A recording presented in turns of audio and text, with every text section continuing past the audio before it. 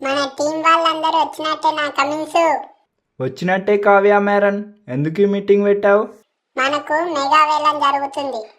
దానిలో ఎవరైనా 6 players return చేసుకోమని అవకాశం ఇచ్చింది. అందులో ఎవరిని తీసుకుంటే బాగుంటుందని ఈ మీటింగ్ ఏర్పాటు చేశాను. మేడం, నన్ను మాత్రం ఖచ్చితంగా తీసుకోవాలి.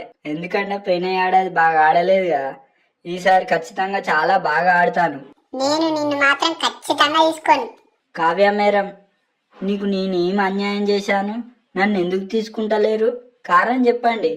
నిన్ను నెంబర్ 3లో బ్యాట్ ఇచ్చి గార్డ్ ఇచ్చి మంచిగా ప్రిపేర్ చేసి పంపిస్తే నువ్వేమో ఒక్కసారి వచ్చిపో చిలకమ్మ అన్నట్టు అవుట్ అయ్యి వస్తున్నావు.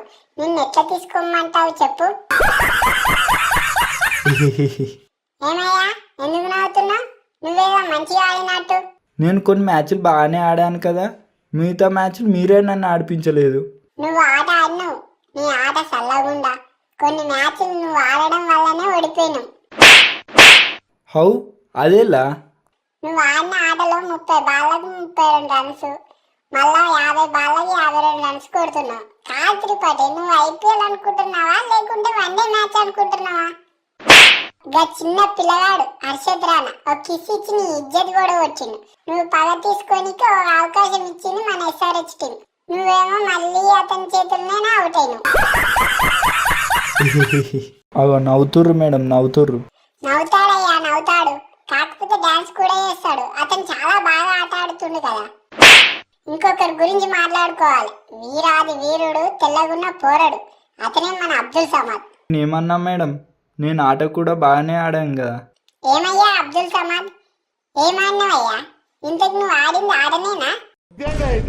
ఎందుకు మేడం అలా అంటున్నారు? కాదయ్యా, అందరు బాగా ఆడినప్పుడే నువ్వు ఆడుతావు, మిగతా టైంలో తుస్సు. ఒక్కొక్కరిని చూస్తుంటే చాలా కోపం వస్తుంది. మేడం, మీరు కోపం తగ్గించుకోవాలి. కాదయ్యా కమింగ్స్, నువ్వు ఆ మాట చెప్పినావు. ఏమని? ఫైనల్కి మన టీం పోతుంది అన్నట్టే ఫైనల్కి పోయేటట్టు చేసినావు.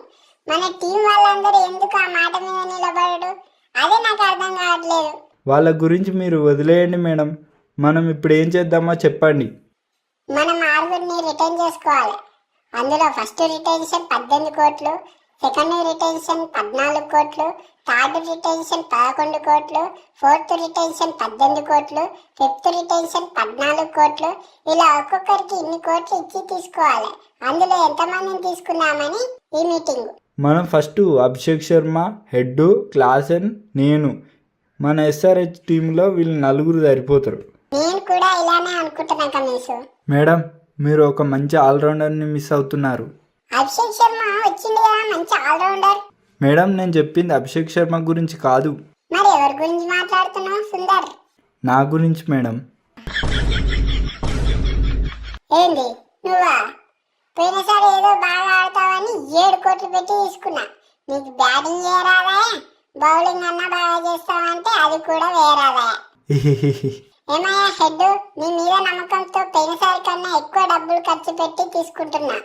నువ్వు ఇంకా బాగా ఆడి నా పేరు నిలబెట్టాలి. సరే మేడం. ఇక మిగతా వారు అందరు వెళ్ళిపోవాలని నేను కోరుకుంటున్నా.